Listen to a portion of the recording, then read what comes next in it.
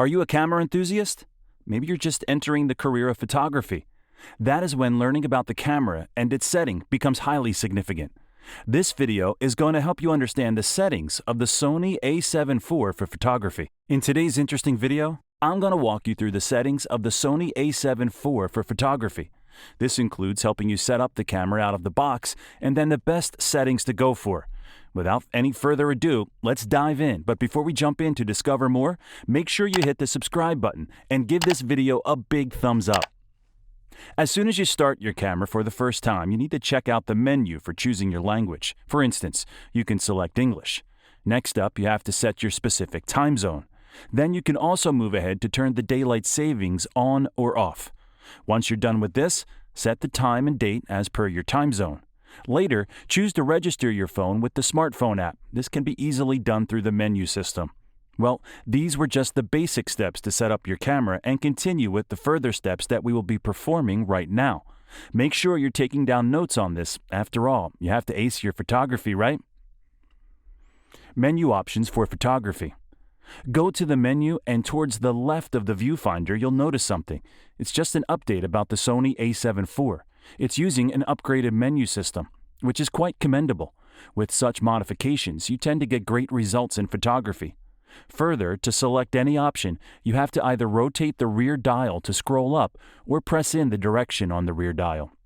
This will lead you towards various options. Remember, right indicates enter and left helps you go back a step. Image quality settings. For raw file type, you can change the aspects and ratios according to your preference. For example, a JPEG size can be 33 megapixels. In case you want it smaller for social media posts or as a backup, then you have to select medium 14 megapixels or even small 8.2 megapixels. The trick to remember is to use a SanDisk card with your cameras as they're very reliable. You can get one from Amazon or any other website with a great return policy because it just helps you in getting the best card for your camera. Secondly, you have to check out the long exposure noise reduction. Now, you can leave this on because as it captures a black frame at the shuttering speed, the long exposure of hot pixels and noise can be removed through this. Having these options on will help you in capturing the camera taking a second exposure for the same amount of time as your first one, which means no long waiting. As you scroll down further, there will be an option for high ISO NR. Keep it low. This will help in noise reduction and will only affect the JPEG files. There will be a color space option too. If you aim to edit your photos, then choose Adobe RGB. And if you're going to post a picture directly online, then choose sRGB. This helps in standardizing the colors. For the lens compensation, leave it on default as it does not need any changes. Now, in the camera icon menu, as you click through, you'll come across an option of format. You must always format your memory cards. This minimizes the chance of any data loss or even corrupt files. In the same camera icon, you will see the file number. Set it to series and set the file name. This will help you in keeping track of images when you upload them on your computer. Right after this, you have to set the most crucial part. It's the copyright info. Make sure you turn it on and add your name or company name so that you have the ownership of your photos. Settings for stationary objects.